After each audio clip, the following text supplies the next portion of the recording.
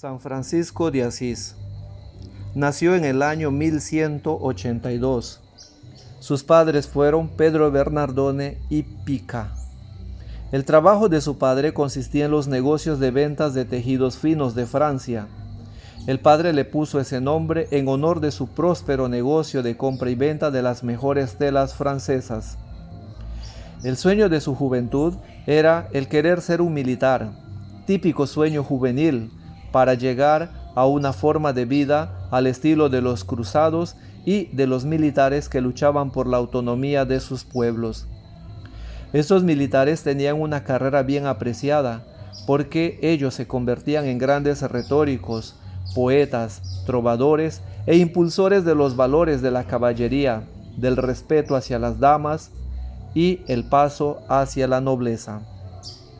El deseo por la vida militar lo llevó a tomar posición en una sociedad polarizada como la que se vivía en Asís, en el periodo de la Edad Media.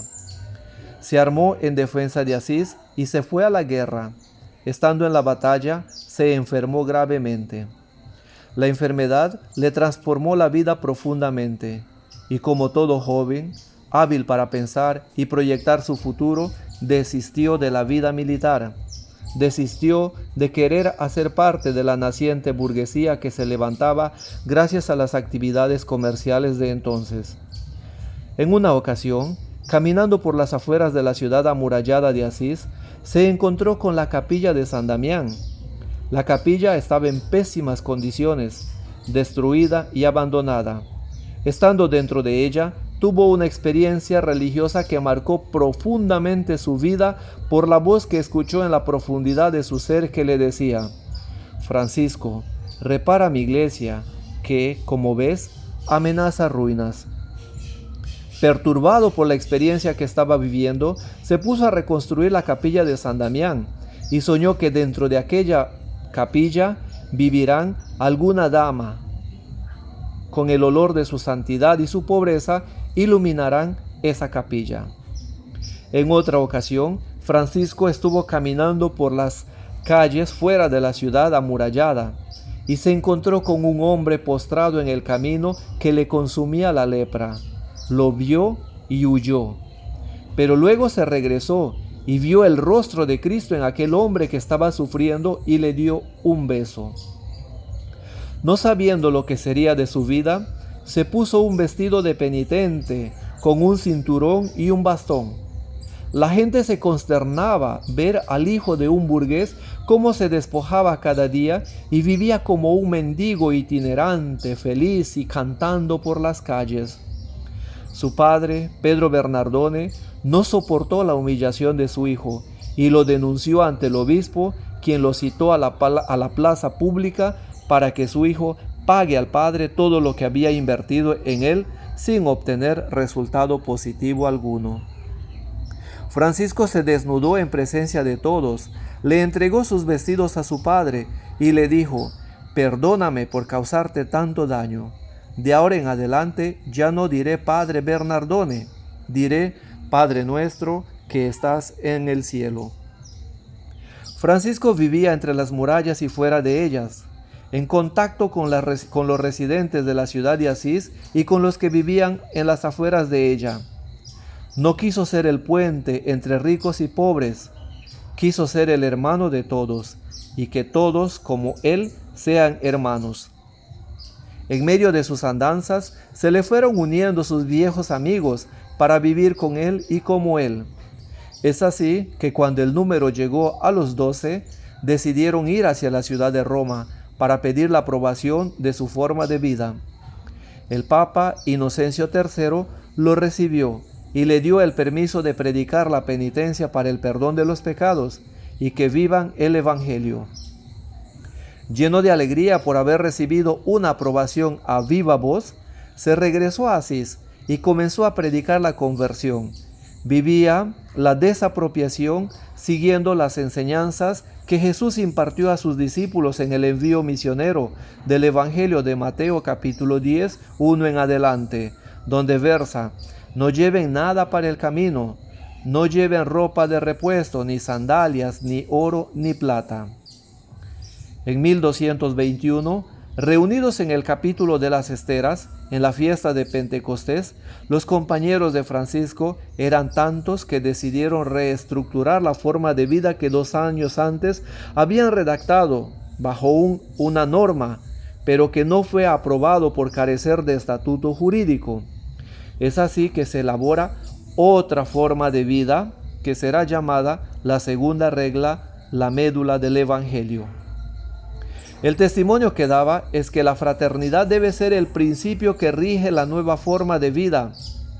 La vida nunca debía estar centrada en el convento. Debían ser misioneros e itinerantes, es decir, salir de un lugar a otro anunciando la fraternidad y la conversión para el perdón de los pecados.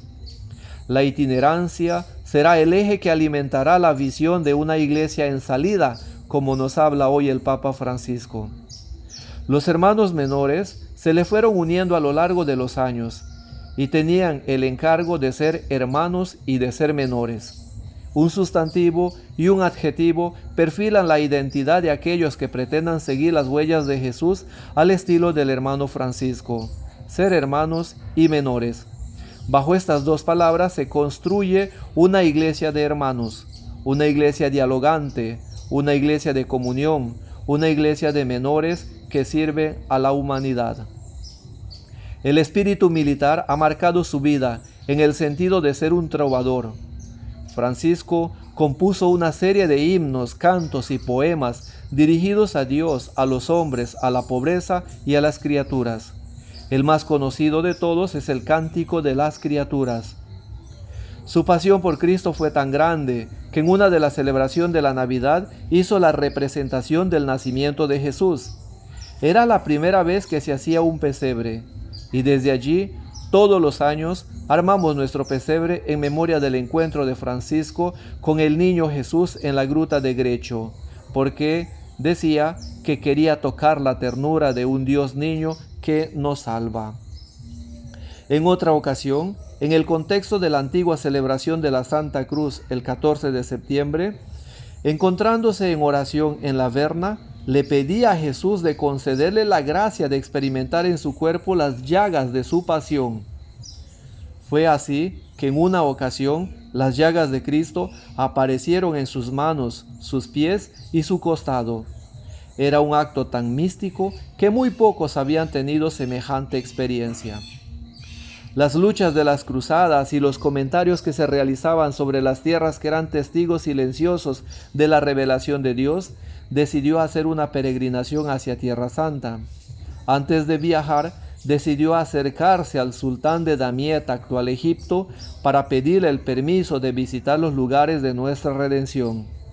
Viéndolo, el sultán Al-Kamil le dijo: «Si todos los cristianos fueran como tú, no dudaría en arrodillarme ante tu Dios». Así Francisco entendió una vez más que para ser mensajeros de Cristo no debemos de hacerlo con el discurso, sino ante todo con las acciones y los gestos. Acercándose al final de su vida, decidió reunir a todos los hermanos, a quienes les dio el nombre de hermanos y menores. Y estando enfermo y agonizando, les hizo leer el Evangelio de San Juan en el capítulo 13, que grosso modo es el testimonio de Jesús en el contexto de la última cena, el lavatorio de los pies y el llamado al amor fraterno. El 3 de octubre muere, y su cuerpo es llevado en procesión por toda la ciudad y fuera de ella hasta llegar a la capilla de San Damián, donde se encontraban las hermanas pobres de San Damián, fundada por la plantita del hermano Francisco de Asís. Con el paso del tiempo, la memoria de Francisco se recrea en la vida de todos aquellos cristianos que desean vivir con seriedad el Evangelio de nuestro Señor Jesucristo. En Él y como Él, todos nosotros nos sentimos interpelados a seguir y a buscar el rostro de Jesús en el pobre, en el sufriente, en el abandonado, reconociendo que la fraternidad es la que nos identifica como cristianos.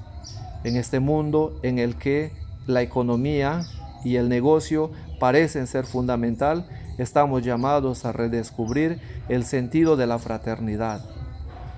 Paz y bien a todos ustedes, felices fiestas de San Francisco de Asís.